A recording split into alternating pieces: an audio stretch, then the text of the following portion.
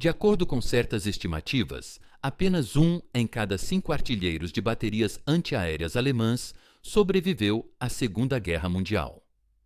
Essa taxa de mortalidade era superior à dos tripulantes de submarinos, pior do que a das divisões Panzer e mais elevada do que em praticamente qualquer outra unidade das Forças Armadas alemãs. Esses não eram soldados invadindo praias ou limpando edifícios andar por andar. Eles ficavam posicionados atrás de canhões antiaéreos, apontando os tubos para o céu. Então, o que tornava esse trabalho tão letal?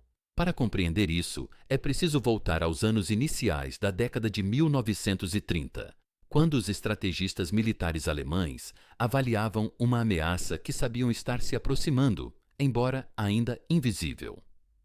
O Tratado de Versalhes havia privado a Alemanha do direito de produzir tanques, aviões de combate, canhões pesados e praticamente todo o equipamento essencial para a guerra moderna. No entanto, a portas fechadas e sob disfarces variados, a indústria alemã prosseguia discretamente com essa produção. A preocupação principal em suas mentes não era blindagem inimiga ou infantaria, mas o que se desenhava no ar. Na Primeira Guerra, as aeronaves já haviam demonstrado sua utilidade. Mas nos anos 1930, elas evoluíam para algo muito mais ameaçador. Bombardeiros estratégicos surgiam, capazes de voar em altitudes fora do alcance de tiros de fuzil e armas antiaéreas leves, transportando explosivos suficientes para devastar bairros inteiros em uma única passagem. Os planejadores alemães observavam essa transformação e percebiam a necessidade de uma defesa inovadora. Os engenheiros da Krupp receberam a missão de desenvolver uma arma de alta velocidade, apta a atingir esses bombardeiros em grandes alturas e derrubá-los de fato. Após diversos testes frustrados e modificações no projeto, eles criaram o que entraria em operação como o canhão antiaéreo 8,8 cm Flak 18. O termo Flak surgiu como uma abreviação alemã para canhão antiaéreo, mas acabou saindo do jargão militar e se incorporando ao inglês cotidiano. Até hoje, quando alguém reclama de receber flak por algo dito ou feito, está indiretamente aludindo ao fogo antiaéreo que marcou tanto as tripulações aliadas a ponto de o termo se popularizar. O que diferenciava essa arma dos canhões antiaéreos anteriores? Ela lançava projéteis para o alto com velocidade elevada, e esses obuses possuíam espoletas de tempo ajustáveis, que as equipes podiam configurar para explodir em uma altitude específica. Assim, não era preciso um acerto direto para causar estragos significativos.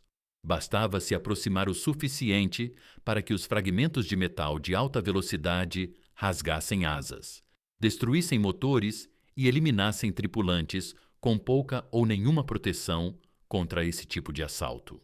Um projétil que atingisse o avião o aniquilaria na hora, mas o efeito de estilhaços ampliava consideravelmente a área letal.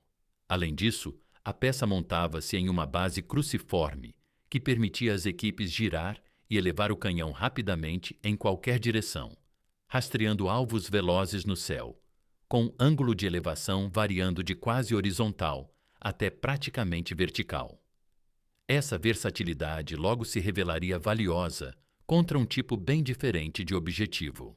Os alemães enviaram um lote dessas armas à Espanha durante a Guerra Civil, usando o conflito como campo de testes reais para equipamentos que seriam cruciais na Grande Guerra iminente.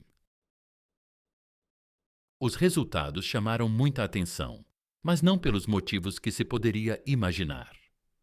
Ao examinar os relatos de combates na Espanha, os analistas descobriram algo inesperado. De quase 400 ações de combate registradas, menos de 30 envolviam aeronaves. A vasta maioria consistia em confrontos terrestres contra bunkers, posições fortificadas e, o mais intrigante, tanques inimigos. Os veículos blindados da época tinham chapas de aço finas demais para deter balas de rifle. Por isso, Quando um projétil antiaéreo de alta velocidade os acertava, o tanque era despedaçado. Mas, escondido nesses mesmos documentos espanhóis, havia outro fato que merecia mais destaque do que obteve na época. Os artilheiros que operavam essas peças de 88 milímetros registravam taxas de baixas superadas apenas pelos pilotos de caça. Portanto, mesmo antes do conflito principal eclodir, essa já se configurava como uma das tarefas mais arriscadas possíveis.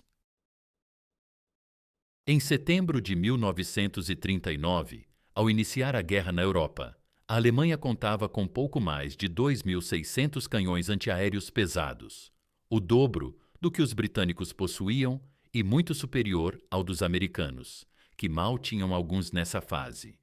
Essas armas subordinavam-se ao comando da Luftwaffe e não ao exército, sendo manejadas por profissionais experientes, formados em escolas especializadas e versados nos sistemas complexos de mira que tornavam os canhões eficazes. Nos anos subsequentes, a Alemanha fabricaria cerca de 21 mil peças em diversas versões de 88 milímetros. Contudo, as tripulações que as serviam pagariam um preço altíssimo por esse poder de fogo. Para captar por que as perdas foram tão elevadas, é essencial primeiro entender o que significava operar uma dessas armas na prática. A arma pesava cerca de 7 toneladas e se erguia acima de 2 metros quando posicionada para o combate, formando uma silhueta gigantesca que podia ser avistada a quilômetros de distância em terrenos abertos, tornando impossível qualquer tentativa de camuflagem para um equipamento desse porte. Uma equipe completa contava com 10 ou 11 soldados, e o canhão era projetado para ser rebocado por um semiladeiro, garantindo a mobilidade essencial às táticas alemãs. No entanto, essa mobilidade trazia uma limitação grave. Passar da configuração de estrada para o modo de prontidão de batalha exigia, de uma tripulação bem treinada, algo em torno de 2 minutos e meio. Durante todo esse procedimento, os homens precisavam remover as rodas, baixar os suportes de estabilização e ajustar a peça de artilharia, tudo isso completamente expostos a qualquer perigo que se aproximasse. 2 minutos e meio parecem insignificantes, até que tanques inimigos se aproximem da posição, ou aviões já estejam sobrevoando. Cada posto na equipe requeria habilidades específicas, e o funcionamento integral do sistema dependia de todos executarem suas tarefas com precisão.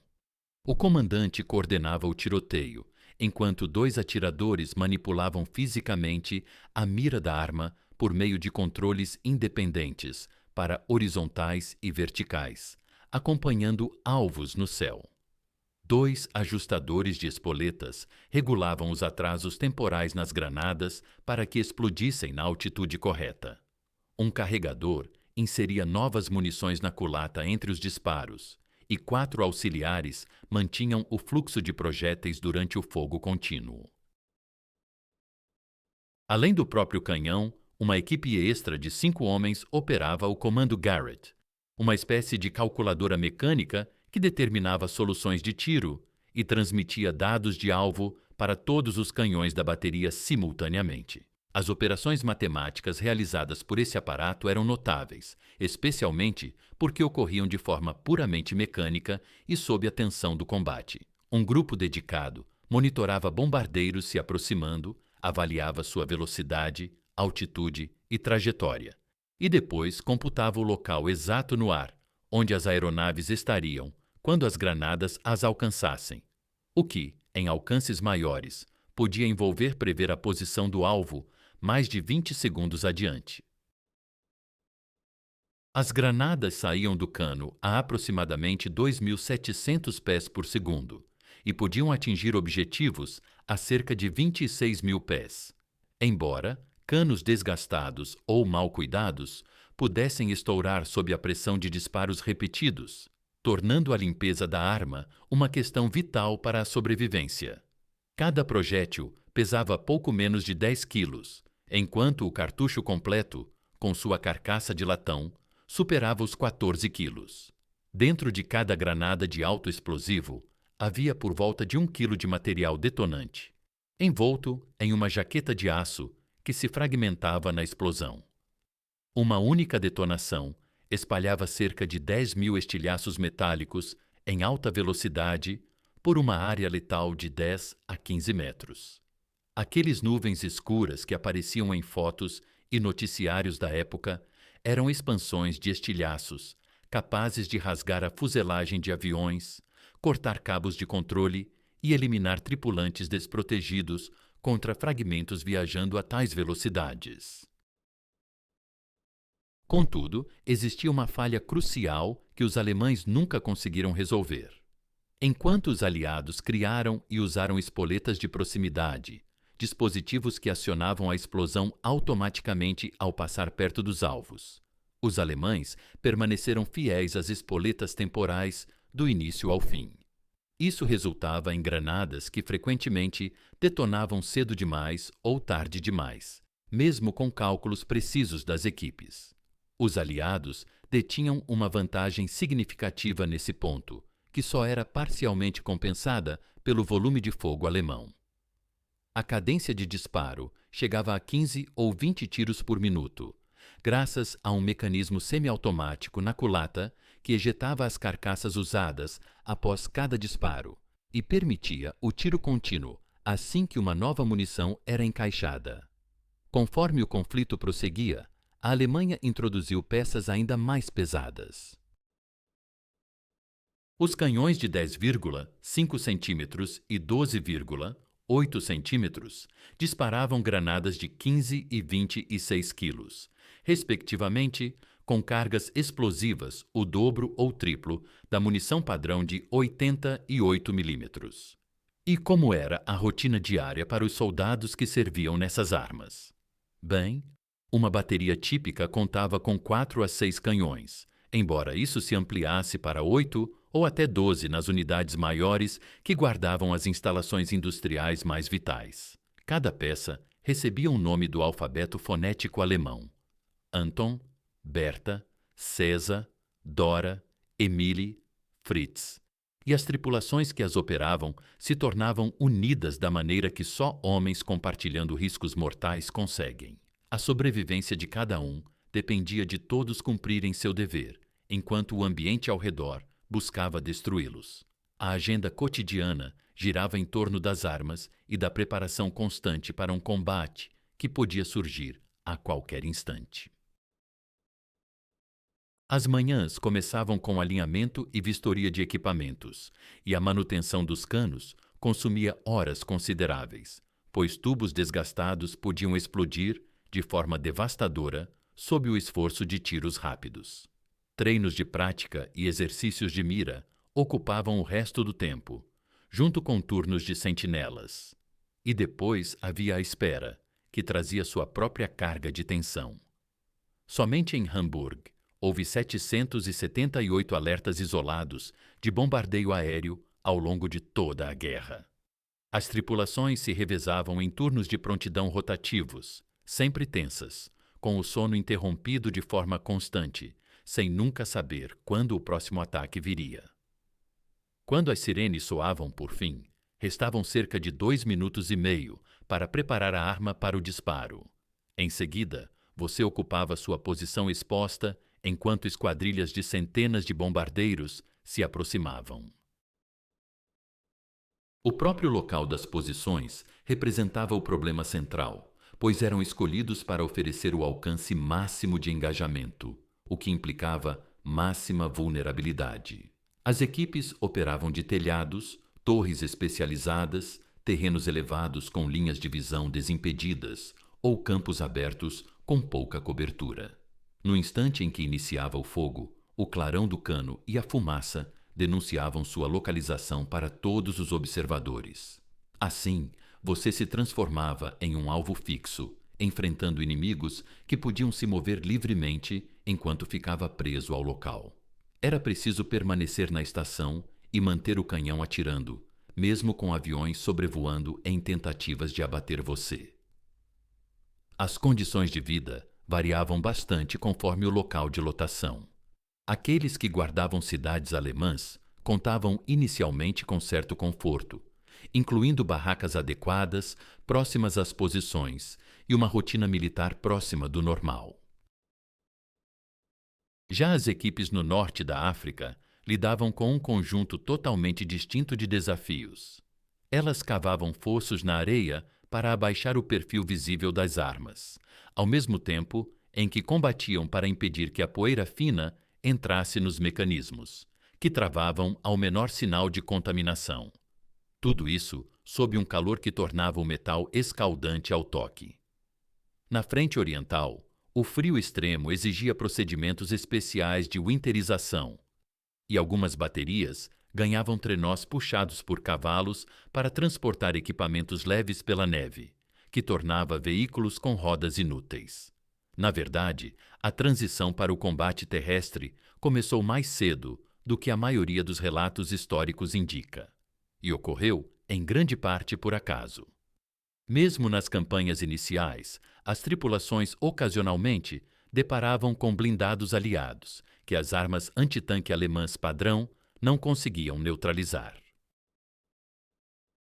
Os franceses usavam tanques pesados e os britânicos contavam com as Matildas, cujas blindagens eram grossas o suficiente para que projéteis de 37 mm e 50 mm, a capacidade principal de antitanque da Alemanha na época, ricocheteassem inutilmente.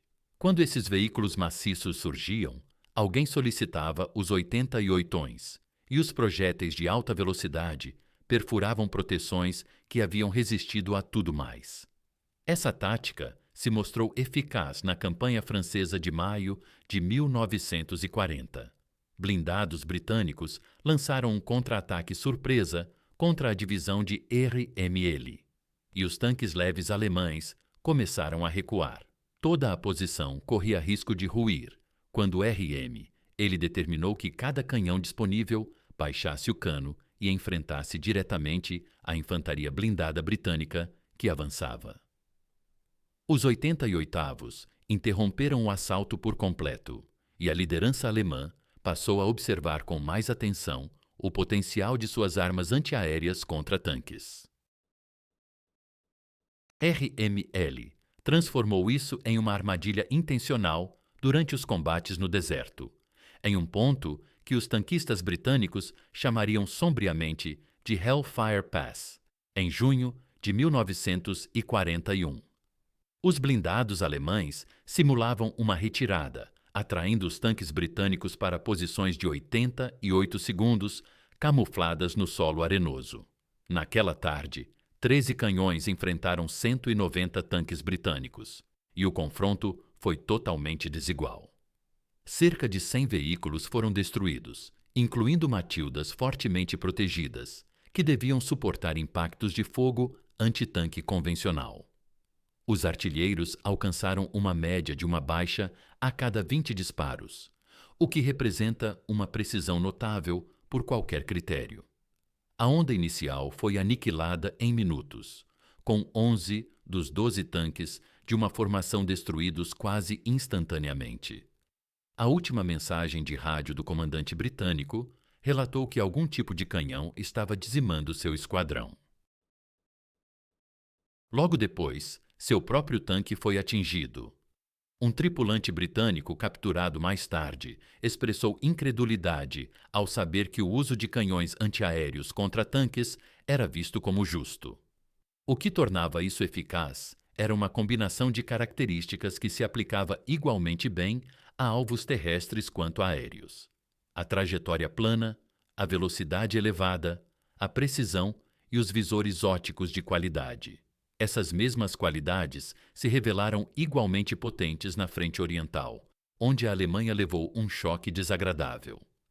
Os T-34S soviéticos e os tanques da série QV tinham blindagens que as armas antitanque alemãs convencionais não penetravam a distâncias práticas.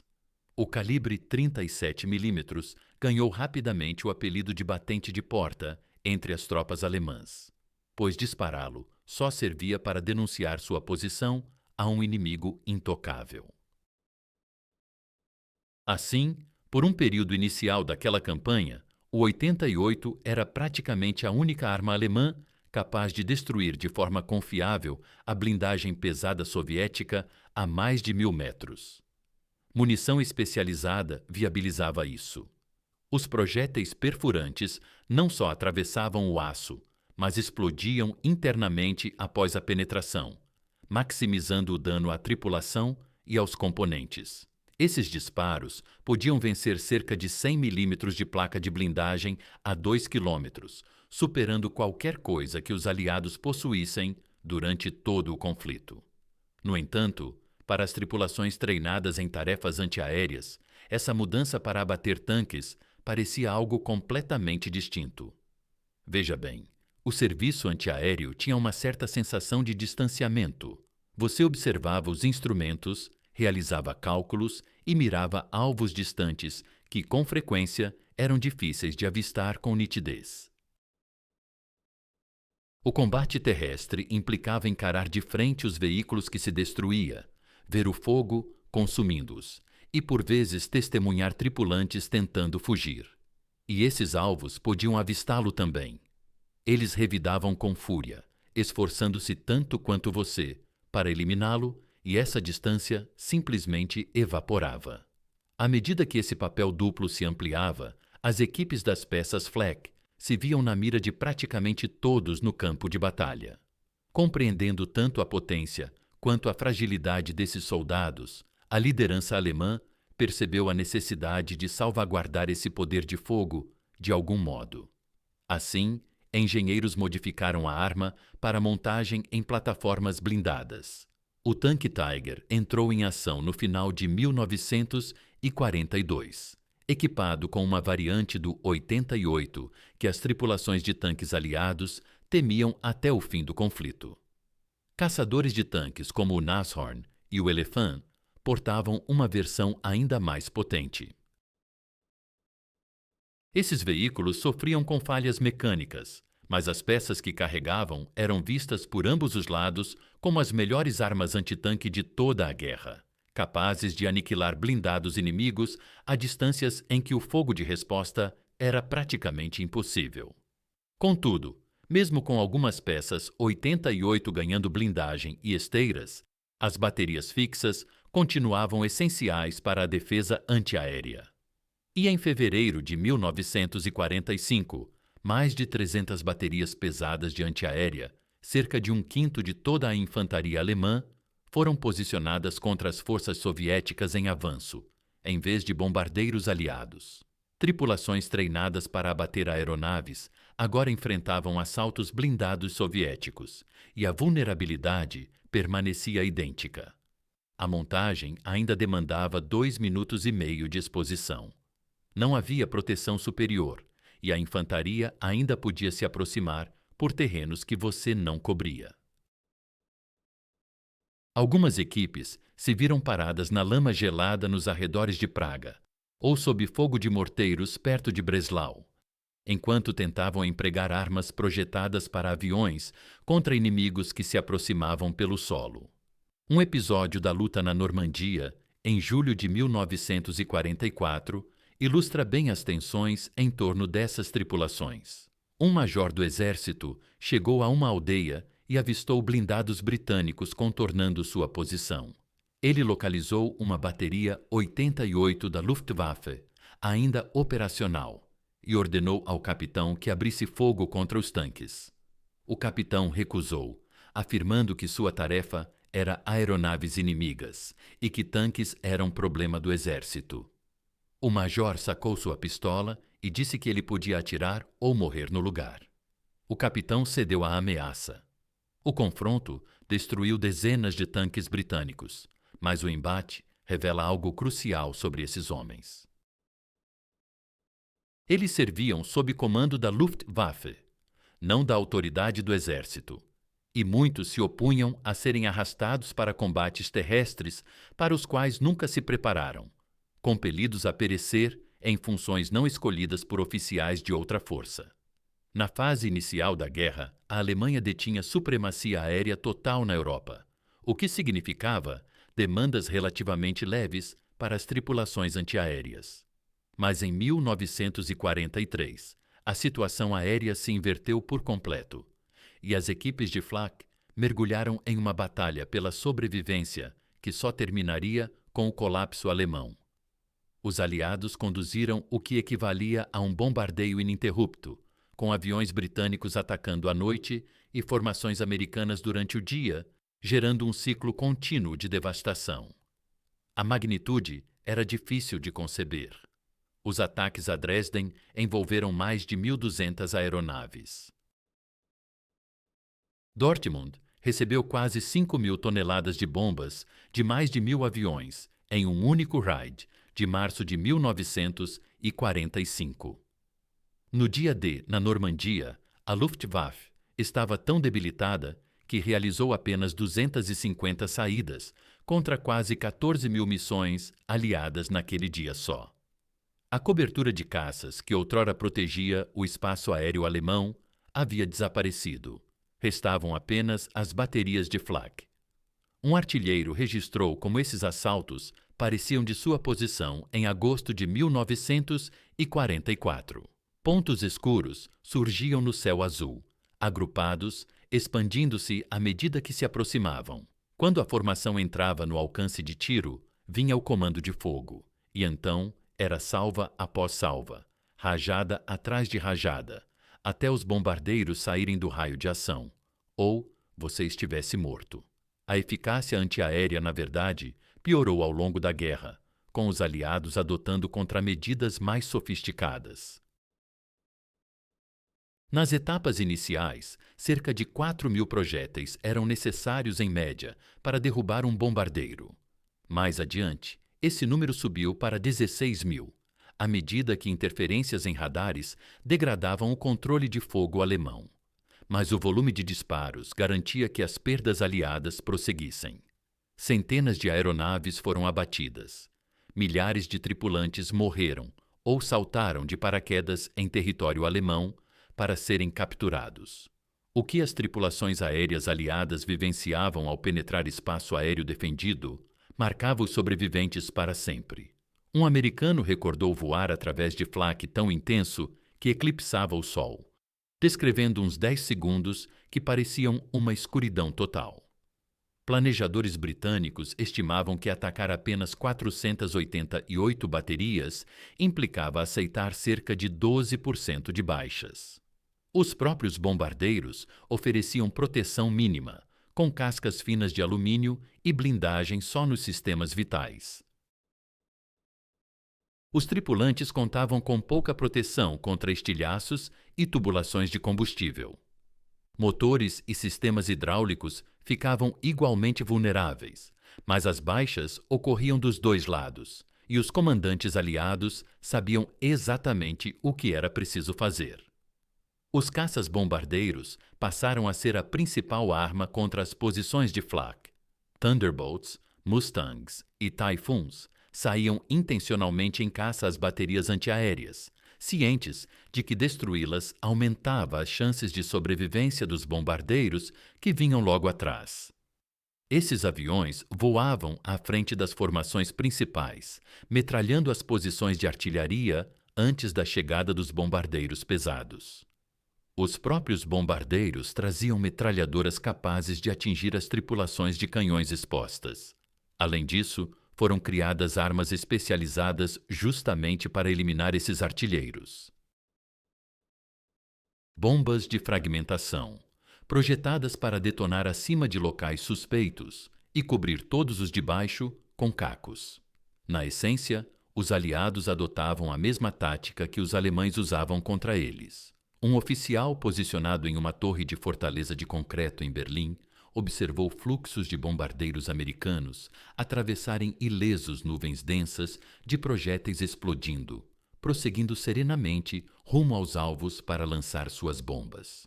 Quando o comandante da Luftwaffe visitou o local, sua fisionomia não revelava nem de longe a confiança que exibia após a vitória na França. Um colega oficial comentou que, se ele só agora percebia que a guerra estava perdida e que chegara atrasado, era compreensível. Aquelas torres de flak merecem destaque como construções impressionantes, apesar de não terem alterado o desfecho final. Foram erguidas 8 complexos principais em Berlim, Hamburgo e Viena. Fortalezas de concreto com paredes robustas o suficiente para resistir a impactos diretos de bombas pesadas. Elas abrigavam munições, instalações médicas, suprimentos e espaço de refúgio para milhares de civis durante os ataques. Seu poder de fogo era formidável, com montagens duplas de 12,8 centímetros apoiadas por 88 segundos e armas de fogo rápido mais leves para alvos próximos. No entanto, eram poucas demais para fazer diferença. Os planejadores aliados identificaram suas localizações e voavam ao redor delas. Ao fim da guerra, essas torres se transformaram em redutos finais, entre os últimos pontos a se renderem. Fora das ações inimigas, o próprio equipamento representava riscos. Projéteis falhavam ou explodiam prematuramente às vezes, e queimaduras causadas por estoques quentes ou canos superaquecidos eram comuns. Havia ainda um perigo pouco comentado: fragmentos dos próprios disparos que caíam de volta após a explosão em altitude. Afinal, o que sobe desce, e milhares de lascas de aço caindo do céu não discriminavam se acertavam tripulações aéreas aliadas ou artilheiros alemães no solo. Os profissionais treinados da Luftwaffe, que manuseavam essas armas no início do conflito, não duraram muito. As perdas acumulavam-se, e em janeiro de 1943, elas se tornaram graves o bastante para que o regime decretasse alistamento obrigatório. Turmas inteiras de escolas com meninos nascidos em 1926 e 1927, ou seja, de 15 a 17 anos, receberam suas convocatórias. Eles se apresentaram em fevereiro e, em poucas semanas, já operavam armas pesadas na defesa das cidades alemãs. Depois disso, até garotos mais jovens foram mobilizados. No final da guerra, crianças de apenas 14 anos manuseavam artilharia. E, conforme alguns relatos, meninos de 12 anos ou menos foram encontrados em posições de canhões. Forças americanas supostamente capturaram crianças de apenas 8 anos. Cerca de 200 mil garotos atuaram como Flakhelfer antes da rendição da Alemanha. O treinamento que receberam não se comparava ao dos profissionais.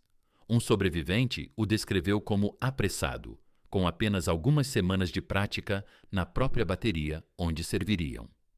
Outro se lembrou de chegar uma manhã e ser designado como carregador na mesma tarde. Contudo, esses não eram meros auxiliares entregando projéteis aos adultos. Eles formavam tripulações completas, atuando como artilheiros, carregadores e operadores de equipamentos complexos de controle de tiro. Um veterano que serviu como artilheiro de travessia aos 16 anos disse que a arma era gigantesca e pesadíssima. Girá-la para seguir os alvos, explicou, era como tentar deslocar o mundo inteiro. Esse era o tipo de tarefa confiada a rapazes que mal haviam saído da infância. O papel das mulheres também se ampliou. Em 1943, mais de 100 mil jovens foram designadas para unidades de flak, operando holofotes de busca e sistemas de controle de fogo. Em 1944, elas passaram a manuseá-las diretamente, e ao fim da guerra, algumas baterias que protegiam Berlim eram compostas exclusivamente por mulheres. Trabalhadores estrangeiros ocuparam as vagas restantes. A Luftwaffe empregou cerca de 100 mil prisioneiros soviéticos que concordaram em servir aos captores, muitas vezes para evitar a fome nos campos alemães. Eles ganhavam uniformes e podiam lidar com munições, mas sabiam o destino que os aguardava se a Alemanha perdesse. As autoridades soviéticas os executariam como traidores, e todos compreendiam isso. Em abril de 1945, quase metade do pessoal de flak era formada por civis ou auxiliares, como operários industriais que operavam os canhões à noite e voltavam às fábricas durante o dia.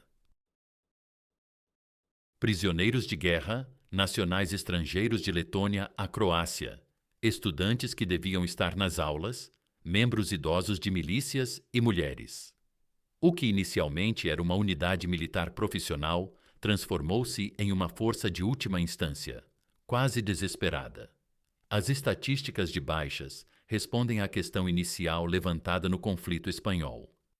As perdas nas tripulações de flak já ocupavam o segundo lugar, logo atrás dos pilotos de caça. No meio da guerra, cerca de metade delas havia perecido.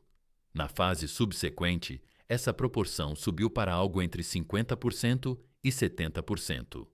Nos meses finais, aproximou-se de 80%. De acordo com alguns relatos, apenas 1 em cada 5 soldados alemães de flak sobreviveu para testemunhar a paz. Esses dados são difíceis de confirmar com precisão, mas as provas são evidentes. Em 1945, as equipes treinadas foram substituídas quase que totalmente por adolescentes, homens idosos, mulheres e prisioneiros, já que os militares profissionais que operavam essas peças de artilharia, no início, estavam mortos. Incidentes isolados humanizam esses números. Em agosto de 1944, 23 auxiliares adolescentes de 4 cidades distintas perderam a vida em um único ataque aliado. No mês de julho daquele ano, 8 garotos de 15 e 16 anos, vindos de 2 escolas diferentes, foram mortos quando uma mina aérea atingiu sua posição de comando. Em outubro de 1943, 23 estudantes do ensino médio morreram com a explosão de uma bomba em seu local. Em janeiro de 1945, mais 17 foram vitimados em um assalto em Colônia.